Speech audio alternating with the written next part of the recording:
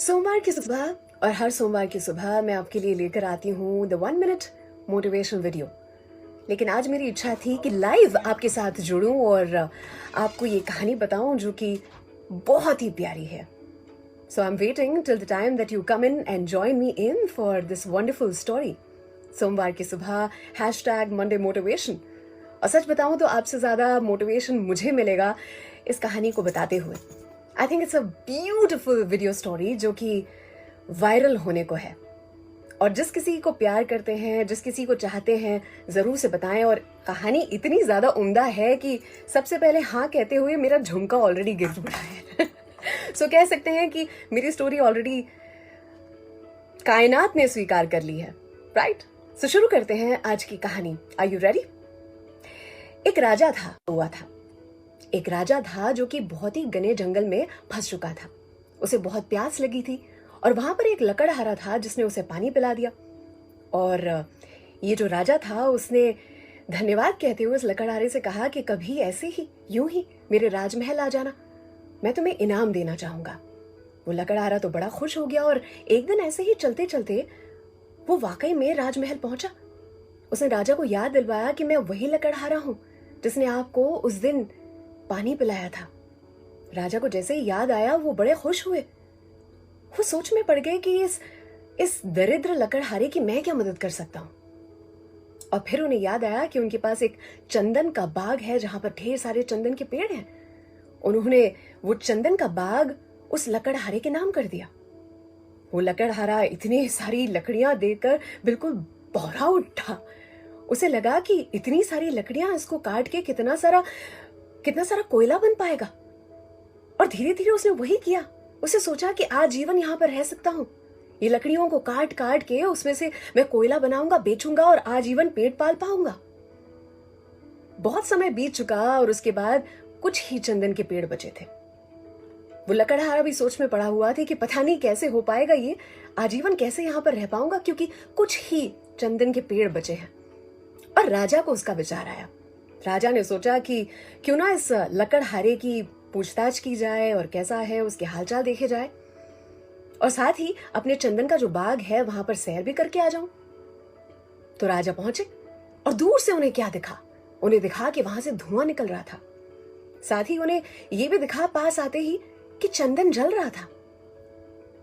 वो जगह जो थी बिल्कुल वीरान हो चुकी थी, बंजर हो चुकी थी। बहुत ही कम पेड़ बचे थे। उन्होंने इस लकड़हारे को देखते ही पूछा, ये तुम क्या कर रहे हो? लकड़हारे ने जैसे ही राजा को देखा वो उनका सत्कार करने के लिए उठा। और इतने में राजा ने उससे कहा कि ये तुमने यहां पर किया क्या है? लकड़हारे ने धन्यवाद कहते हुए कहा कि राजा जी, आपने ये जो किया है ना, उसी की बदौलत मैं अब तक जिंदा रह पाया हूं।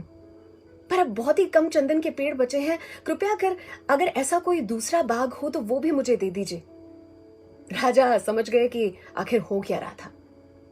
राजा ने कहा कि ये सारा कोयला जो तुमने बनाया है ना, वो यहीं कहीं छोड़ दो। अब एक काम करो, ये 2 मीटर जो ये लकड़ी है ना, बस इसे लेकर बाजार जाओ और फिर मुझे आकर बताना कि क्या हुआ। अब लकड़हारा भी कंफ्यूज हो चुका था। उसने सोचा कि मैं इतनी मेहनत से कोयले बना रहा हूं और राजा जी कह रहे हैं कि लकड़ी लेकर जाओ। पर आखिर राजा की ओर से फरमान था तो उसे पालना पड़ा। जैसे ही वो बाजार पहुंचा तो क्या हुआ होगा? चंदन की लकड़ी को देखते ही सारे के सारे खरीदार वहां पर पहुंच गए और उसे चंदन की लकड़ी के लिए 300 रुपए मिले। उस समय काल में 300 रुपए बहुत ज्यादा थे। उसे लगा कि ये तो कोयले से कहीं गुना अधिक, वो भी सिर्फ 2 मीटर लकड़ी के लिए। जब वो वापस आया तो उसकी आंखों में आंसू थे। रोते हुए उसने राजा से कहा, ये मैंने क्या कर दिया? इस कहानी को मैं यही रोकूंगी। अर्थात ये चंदन का बाग जो है वो हमारा शरीर है और हमारी सांसें जो हैं वो चंदन के पेड़ हैं। जब कुछ ही चंदन के पेड़ बचे होते हैं ना, उस समय पे हमें रियलाइज होता है कि हम अब तक क्या कर रहे थे। चंदन के पेड़ों में से कोयला बना रहे थे, उन्हें क्रोध, द्वेष, ईर्ष्या और लालच की अग्नि में जला रहे थे। अनमोल चंदन के पेड़ जब कुछ ही बचे होते हैं तब उस समय पर रियलाइज होता है कि हमने क्या कर दिया, और चंदन के पेड़ों में से और चंदन के पेड़, नए पेड़ बन सकते हैं, प्रेम, विश्वास, सहायता के।